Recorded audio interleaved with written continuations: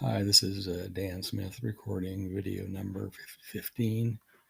This is my series on my journey with leukemia, and it's been quite a bit going on in the last couple of weeks I want to share. I ended up in the hospital Monday due to an infection. And the way those infections sometimes present themselves is through a symptom called Rigers. With Rigers, you basically begin to feel chilled from the inside of your bones out. It's as though your bones are like 35 degrees. Pretty soon you can't help but shake your entire body. Along with that comes a real feeling of death is at your door, that this is it. And so it's very, very scary. I got through the first one that I had on Saturday by taking a little extra morphine. And if you go to the ER, what they do is they load you up with Dilaudid, and that cuts off the Rigers. And so I got through that one at home, and then Monday early morning at about 3 o'clock, I got hit with another one, and this one was more powerful. And I had a bunch of liquid morphine on hand, so I took some of that, and that kind of knocked it down. But I then subsequently got a fever of 100.8. And they want you to go to the ER if you're above 100.4, because when you have little or no immune system, those infections can take you out in a day or two. So, very scary stuff. We went to the ER. They admitted me for observation and took a bunch of blood samples. And, everything in my blood is sliding. So red cells are sliding, white cells are sliding, neutrophils, which are my immune system, are nearing zero. And so that means, it's opportunistic for an infection of some kind. They do blood cultures, and, they typically don't find anything. But sometimes they do. I mean, a while back they found blood infection. So anyway, this is one of those times where they didn't find anything.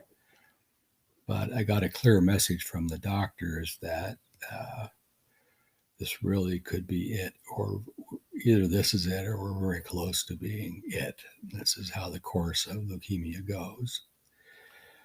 So that flies in the face of my lack of readiness to go. I'm a fighter. I don't want to die.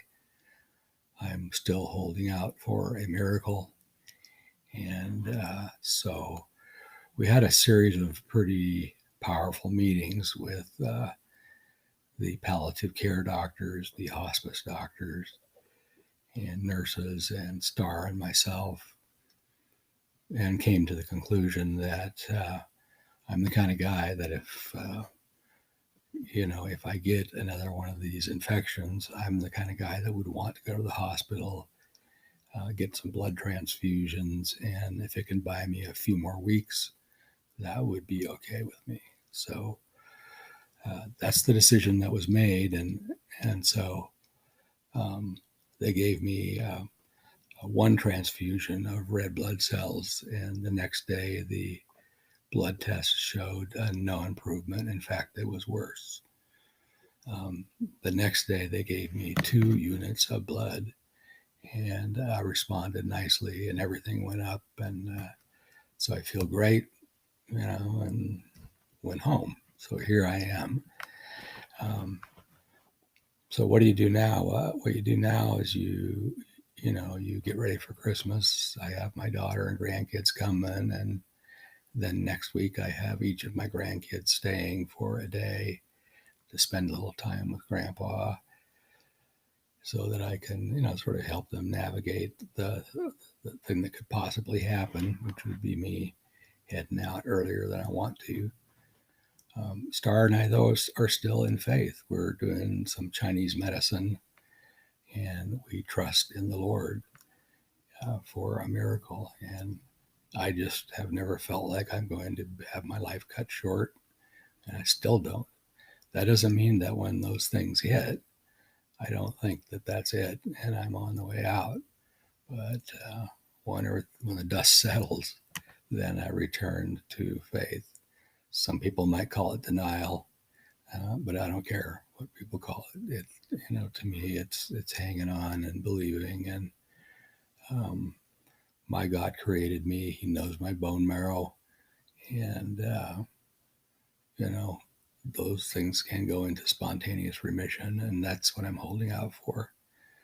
So in my gratitude list, I have this Christmas, and I get to spend it with some of my family, and I hope you do too. I hope you have a great Christmas, a great Hanukkah, a great holiday, however you frame it. I hope that you are with people that you love and that you really maximize those times of love in your life. So, anyway, that's my story for today, and I will keep you updated.